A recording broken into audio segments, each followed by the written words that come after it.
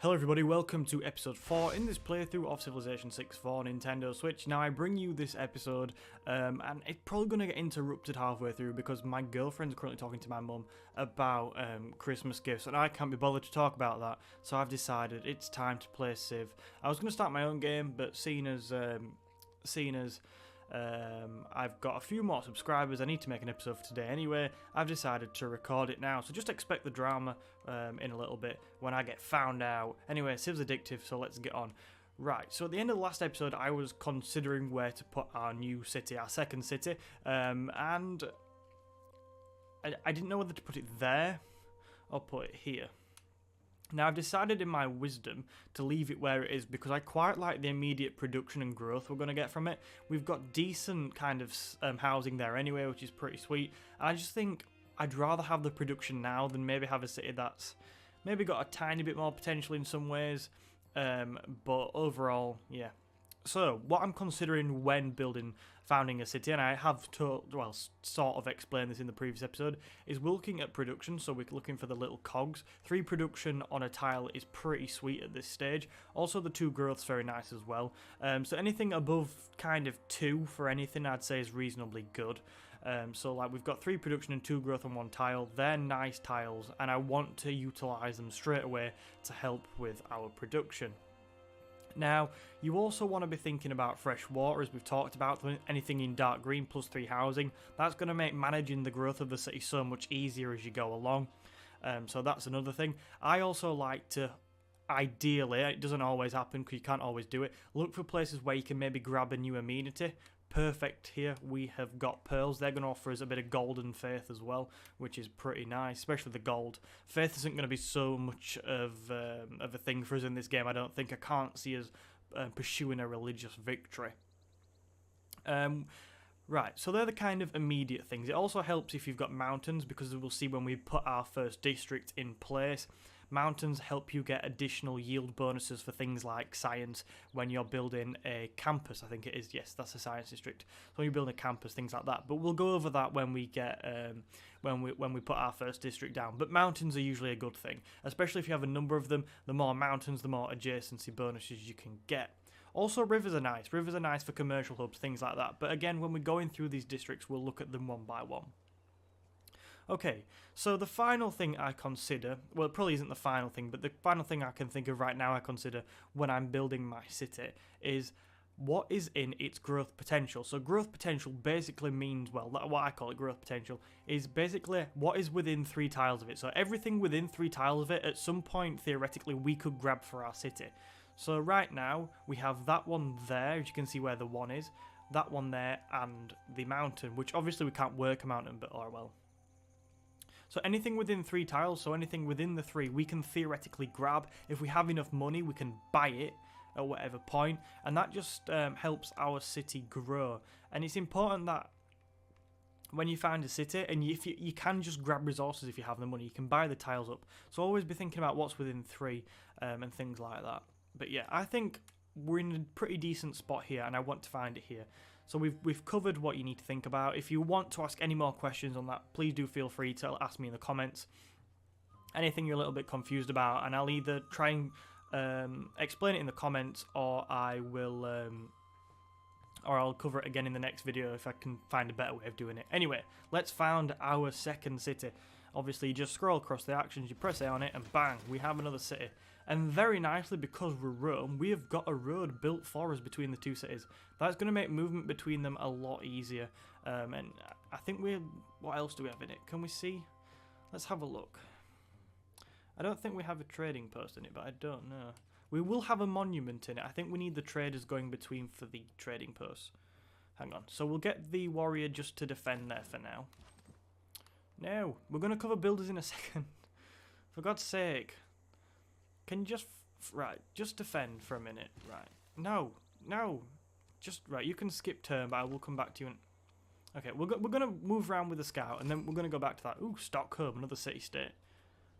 And they have set us a mission, or so they want us to, has given you a new quest. Destroy the barbarian outpost within 5 tiles.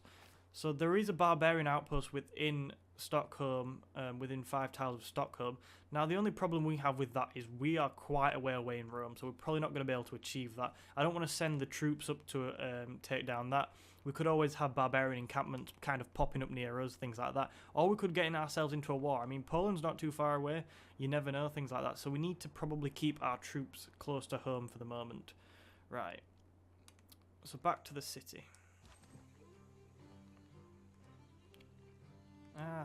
There we go. I pressed the minus button, that should do it, right? I thought the minus button brought it up. Okay, no, you've got to scroll on the you've got to scroll on the D-pad to bring the city up. Anyway, so I don't think I'm still getting a grip of these controls. I'm going to be honest. Can you tell? No, just you defend. Go to sleep. Okay. No, no, no. Right, there we go. We're on the tab now. Right, so we can have a look in a... That was a farce. Right, we can have a look what's in our city. Now, this is just the city details. I think I've been through this before, but I'll go through again if not. This is what your citizen... This is information on your citizens, your food supplies on there, things like that. If you press the R button, we go to buildings and wonders in the city. Oh, we do have a trading post. That's nice. We have a trading post in. That's what I wanted to check. And then the Pantheon and religious citizens. So we don't really have any religious citizens in there at the moment. But yeah, all that information's there. And we have a trading post, which for some reason surprised me. But it shouldn't have done. Right, cool. Right. So we have completed our builders there. It just wasn't worth going back for, was it? It's such a farce. Now I'm going to give a tiny bit of a tutorial on builders. So builders can improve tiles yield. So by building a farm on that, we will increase our food production there. By building a mine on that, we will increase our production for each tile. Now what you also need to think about is what is going to give you Eurekas. Now when we work one of these mining tiles, which is I think what we're going to do first because I value production over growth in Rome right now, you're going to get a Eureka. So we'll try that. So we'll move across there. I don't know if we've got any movement points left. We don't. We'll come back to it next turn then. But that's that. We'll come back to it next turn and I'll talk through it then. Right, so what could we build here? Now this is difficult. Now you're into the kind of territory of we've got a couple of cities up. What do we want to focus on? I'm not so bothered about a granary, although it could help with our housing problems. It's getting used to the controls again. Right, there we go. Just using the D-pad to scroll. So food per turn. Hang on a minute. Can we scroll down for the amenities? Yes, we can, okay. Okay, so amenities are fine. I want housing. Right, amenities are fine. Sorry, I'm just trying to figure out how to scroll down because I've not had a chance to play this game on my own as of yet. Because I've been very busy with university work and other videos. Right, so we've got 6 housing for 4 citizens, so housing's not worrying me yet. It will start to worry me when we grow next turn, so we could consider a granary for that. But I think when we build our farms, we'll get a little bit of housing off that as well. So I think we'll use the builder for a farm or 2 as well. So yeah, I was just checking the housing situation.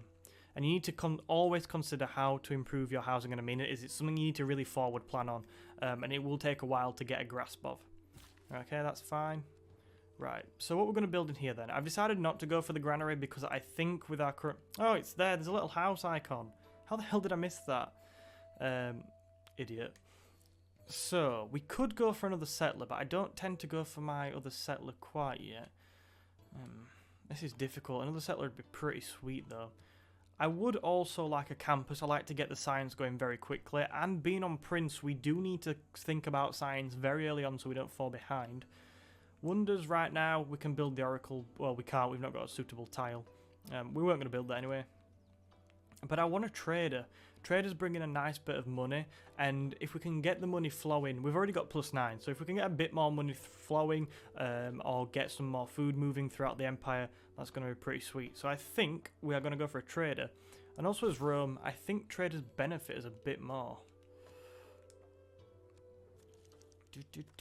So yeah, there's our little bonus there. All roads lead to Rome. All cities you found or conquer start with a trading post. That's why I want to check if we had a trader.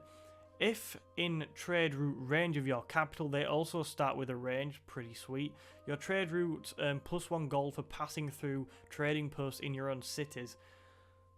So that's pretty nice. If we send trading posts throughout our cities, or that routes that go through our cities, I think, we're going to get more money, which is a really nice feature, and it's going to help us sustain a bigger military in a little while's time. Right. Okay. Aqualia? I never know how to pronounce this city. I am not Roman, obviously. What do we want to build here? I think a second builder could be pretty sweet. I kind of want to build a second builder, and then we can grab the pearls as well when we want them. More military units are on my agenda, by the way.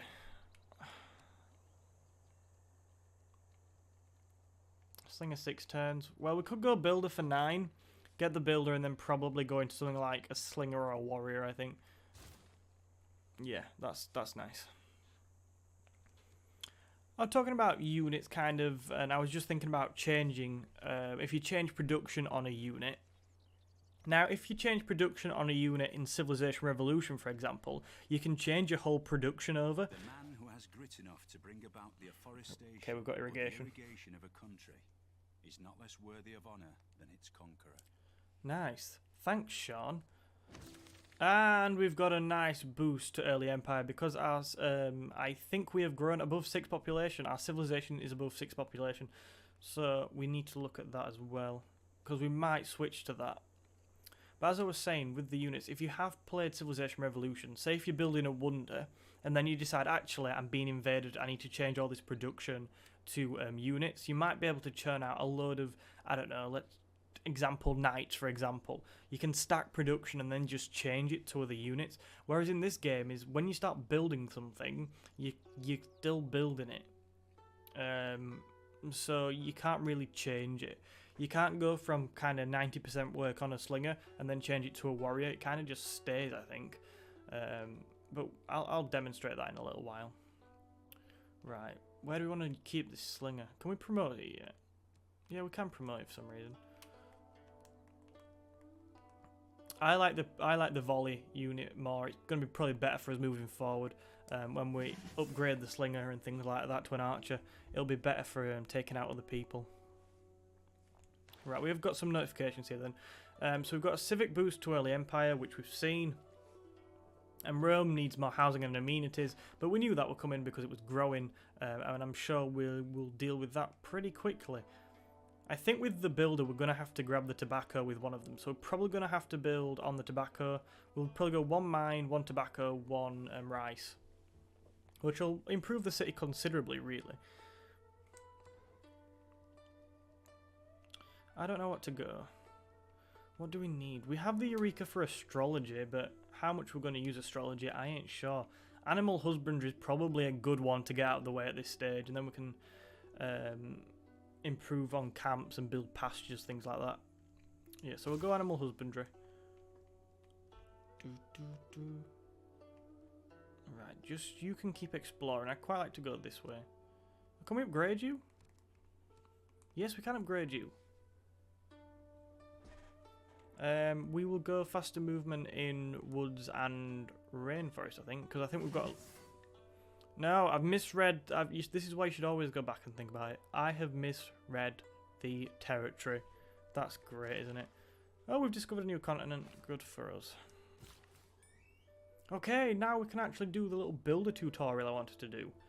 Right, so tile improvement build buttons can be accessed by using the D-pad, essentially, to move icons and the unit panel. Now, somebody commented this earlier, and they said they weren't sure how to build a unit. And they said they could only kind of harvest... they could only harvest the stone, for example. Now, we don't actually have the tech to harvest the stone, but they were thinking that you could only move along this little panel at the bottom. But to build something, and I don't know why it's up there, I think it should probably be on the panel at the bottom. It's probably just for room purposes. But if you move on, you can actually get to the top there. Right there, can you see it highlighted above the builder? And that's how you build improvement. So we're going to build a... Why am I calling it a mine? It's a quarry. I've been calling it a mine for ages. How thick am I? I call them all mines. I don't know why. It's just kind of a term I use for all of them. But if we build that there, that's going to give us a bit more production, I think. Does it tell us? Yeah, so +1 production on that tile. So that tile will go to a 2 food, 3 production tile. And all you've got to do on that is press A.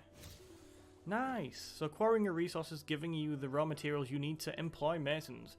So obviously we've got the Eureka for masonry. Pretty sweet. So as you can see, that tile's now improved to a 3 production 2 food tile.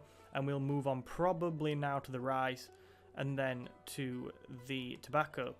Now, as you can see, because we've got low amenities and we've also got low housing, our city's not going to grow as fast. So we need to get the tobacco pretty quickly to keep a city growing. Bigger cities have bigger yields as well, things like that. You need big population cities in the late game. Well, I like them anyway. Right, come on, keep exploring. I really like the look of XGen. Looks absolutely amazing. I think it looks fantastic.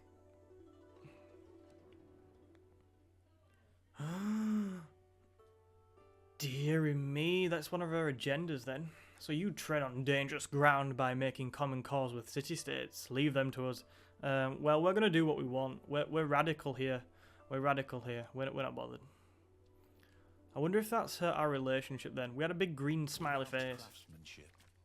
Inspiration is a mere reed shaken in the wind.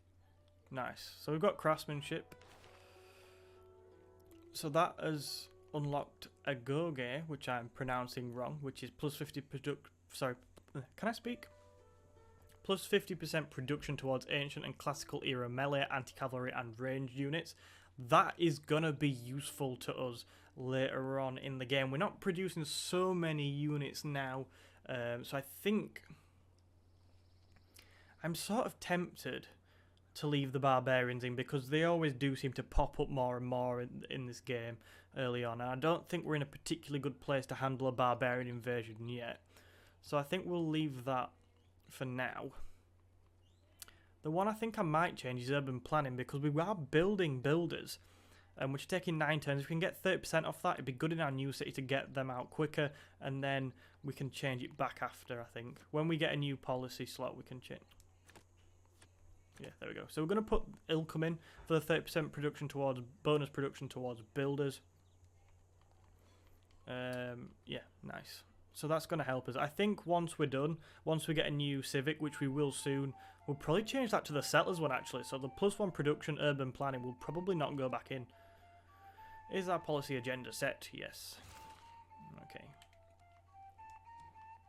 Yeah, definitely early empire, because when we get that, we can get the... I can't remember what it's called.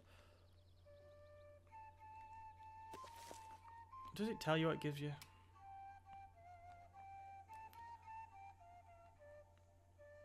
Unlocks abilities to enforce borders and grant up. Yeah, okay, so that's the bonus thing.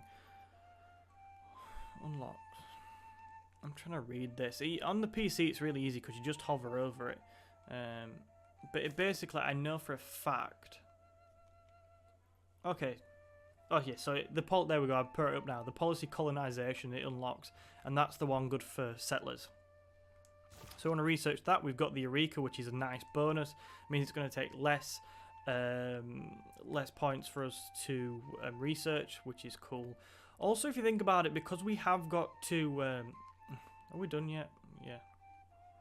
Because we have got monuments in our cities, yeah, you can just kind of hover in the middle, and then I can deploy wherever I want at this stage.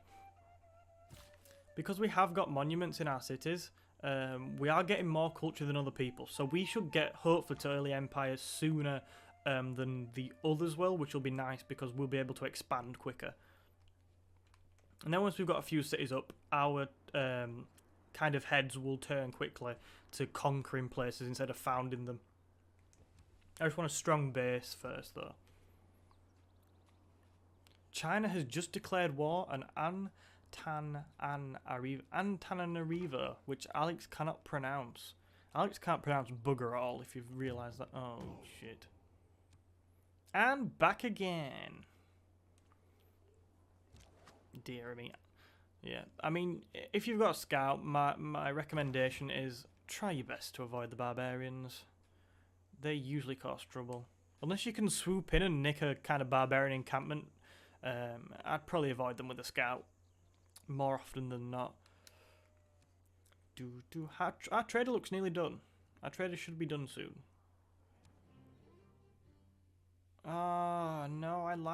don't want to get rid of that. I quite like it for now. We might use it in the future. That's a lot of gold, man. Oh, jeez. This is the thing, like...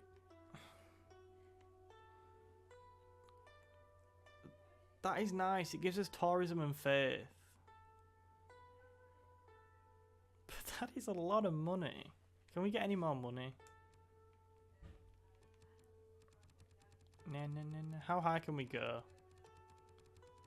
If we can give us 200 coin, I have a feeling I'll take it, because... Yeah, I'll push it. No, 203. Give me all your money and I might... Why can't you accept this deal? Okay, so maybe this is his maximum deal. It's not just the 116 up front, though. It's the... Okay, he's giving us all his money per turn. He really wants this. So let's have a look at diplomacy then. So on the left-hand side is our offer. So he wants our relic, basically, that we got in the other episode. I don't play cultural too much, but I want to leave our options open, and it's okay. I mean, we're going to get Mercury, which I think we're going to be able to grab for ourselves at some point anyway, but another amenity is not a bad thing. And we'll get that for 30 turns. 116 gold, but it's this kind of 14 times 30. That's like, so 10, 300. That's 420 gold. That is a lot of gold he's paying us for something I'm not that bothered about. I don't know. I'm going to leave it for now. I'm actually going to refuse the deal. He'll also give us open borders, which could be useful for our scout getting around. But right now, I'm going to refuse the deal, and then if you kind of want me to press ahead with this deal, I can go back to him and see what we can get. So please do let me know in the comments, what should we do? Should we go back and try and sell this off, or do we want to keep it? Let me know. I don't usually play that culturally, so I'm not that bothered. But I'll reject it for now, but please do let me know in the comments. He's sighing. Unlucky. I'm sorry. Maybe we'll come back to you. We probably won't get as good a deal if we go back, but I like the tourism. It's leaving gate. It's a nice start. It's leaving gates open to us. Ooh, another city-state. Bandar Brunei. Your contact with other city-states has crystallized your ideas on governing your own people. Nice. Political philosophies. Any Eureka's a good Eureka. Okay. No, we don't want to demolish anything. Demolish. There's nothing to demolish. We could remove the marsh, but probably not now. Okay, so we're going to go and build a farm. Okay, we had a good run. I've been found out sneaking around. Yeah, got in. So I'm going to end this episode here, but please do let me know what you want me to do with that relic. Also, be sure to like the video and subscribe to the channel if you have enjoyed. I'll be sure to bring you another episode tomorrow, hopefully 2. Or maybe I'll do 1 episode and then go over something else as well tomorrow. I'll try my best. Depends how much time I've got. I'll definitely bring you another episode though. Thank you very much for watching, and I will see you in another video.